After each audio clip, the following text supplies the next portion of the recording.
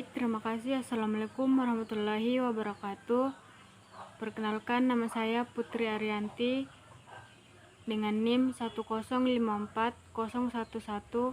1054011244423. Baik, di sini saya akan menjelaskan tentang konsep globalisasi. Apa itu konsep globalisasi? Globalisasi mengacu pada keberagaman dan keterkaitan antar warga negara dan masyarakat yang membentuk sistem dunia modern. Menjelaskan tentang perubahan-perubahan dalam masyarakat dan dalam pertukaran kebudayaan. Menurut INF, globalisasi berarti meningkatnya saling ketergantungan ekonomi antar negara-negara di dunia yang ditandai oleh meningkat dan keberagaman volume transaksi barang dan jasa lintas negara dan penyeberang teknologi yang telah meluas dengan cepat. Globalisasi merujuk pada perkembangan yang cepat dan mendalam dalam jaringan hubungan dan ketergantungan yang menjadi ciri kehidupan sosial modern. Ia melahirkan keterkaitan yang bersifat kompleks dan multidimensional. Adapun dimensi-dimensi dan tahapan globalisasi. Fenomena globalisasi mencakup berbagai dimensi penting yang mempengaruhi perkembangan kehidupan, yaitu ekonomi kapitalis dunia, pembagian kerja internasional, sistem negara bangsa, dan tatanan militer dunia. Ekonomi kapitalis berkembang sesuai dengan kemajuan teknologi yang pesatnya dan muncul pasar-pasar baru serta makin meluasnya perdagangan.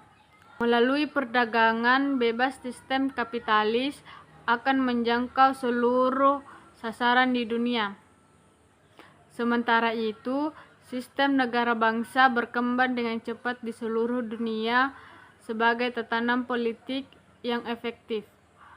Beberapa dimensi tersebut nyata bersifat saling terkait sehingga melahirkan suatu tatanan baru dinamis dengan dampak-dampak yang luas. Tatanan ini melahirkan suatu kerangka yang sepenuhnya terintegrasi sehingga masing-masing satuan masyarakat dalam belahan bumi manapun juga akan terjangkau dan merasakan pengaruh dalam peringkat yang berbeda-beda. Bagi masyarakat negara berkembang, intensitas pengaruh globalisasi yang menjangkau melalui dimensi-dimensi tersebut tentu tidak sama dengan yang terjadi pada masyarakat negara-negara maju. Dan adapun fenomena globalisasi dapat dilihat berdasarkan tahap-tahap perkembangannya. Menurut Roland Robertson yang menjelaskan pengembang globalisasi yang mengikuti beberapa fase sejarah dari tingkat yang paling awal sampai tingkat dewasa ini. Yang pertama yaitu fase permulaan yang bermula dari Eropa pada abad ke-15 sampai dengan pertengahan abad ke-18. Dalam fase ini muncul ide-ide baru atau penemuan baru kelak mendorong kemajuan Eropa pada tahap perdagangan dan industri. Dan fase kedua yaitu fase kebangkitan yang ada di Eropa dari pertengahan abad ke-18 hingga tahun 1870-an.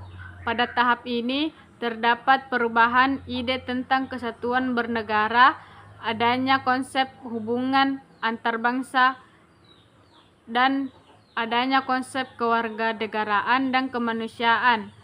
Meningkatnya pembicaraan yang menyangkut aturan-aturan antar bangsa dan pembentukan lembaga antar bangsa.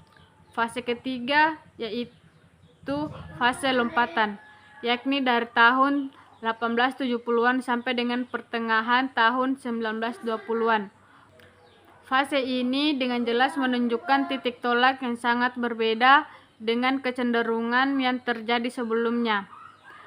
Tahap ini ditandai dengan meningkatnya individualisme, adanya konsep masyarakat internasional baru dan kemanusiaan yang beragam. Fase keempat yaitu fase pertarungan untuk hegemoni. Fase ini bermula pada pertengahan 1920-an sampai dengan tahun 1960-an. Fase ini ditandai dengan pertentangan di antara bangsa-bangsa sampai membangkitkan Perang Dunia Kedua, serta kehancuran manusia oleh bom atom di Jepang. Dan munculnya negara-negara merdeka yang baru, dunia ketiga. Pada masa ini juga muncul konsep perang dingin yang disebabkan konflik dua blok besar, yaitu blok barat di bawah pimpinan Amerika Serikat dan blok timur di bawah pimpinan Uni Soviet, yang membela dunia dalam polarisasi konflik yang tajam. Fase kelima yaitu fase ketidaktentuan yang bermula dari tahun 1960-an yang kemudian diikuti berbagai macam kecenderungan yang muncul di tahun 1990-an.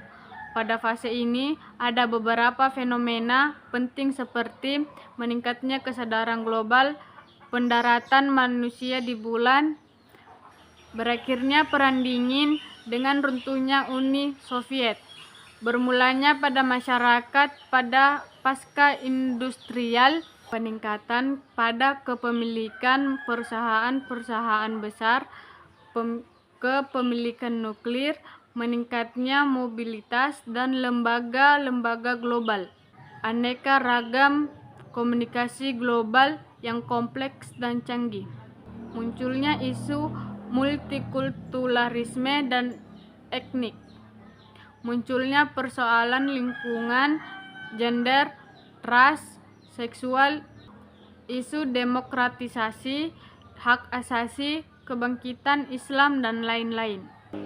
Kelima fase perkembangan tersebut menurut Robertson telah menandai perkembangan penting globalisasi.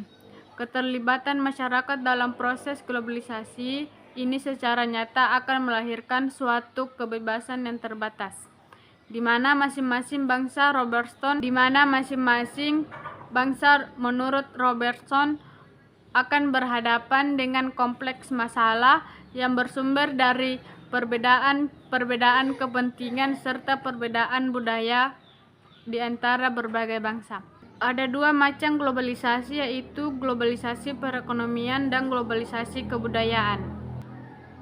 Globalisasi perekonomian merupakan suatu proses kegiatan ekonomi dan perdagangan di mana negara-negara di seluruh dunia menjadi satu kekuatan pasar yang semakin terintegrasi tanpa rintangan batas teritorial negara. Dan globalisasi kebudayaan mempengaruhi hampir semua aspek yang ada di masyarakat, termasuk diantaranya aspek budaya. Kebudayaan dapat diartikan sebagai nilai-nilai yang dianut oleh masyarakat ataupun persepsi yang dimiliki oleh warga masyarakat terhadap berbagai hal, baik nilai-nilai maupun persepsi berkaitan dengan aspek-aspek kejiwaan ataupun psikologis, yaitu apa yang terdapat dalam alam pikiran. Baik, terima kasih. Sekian dari saya. Assalamualaikum warahmatullahi wabarakatuh.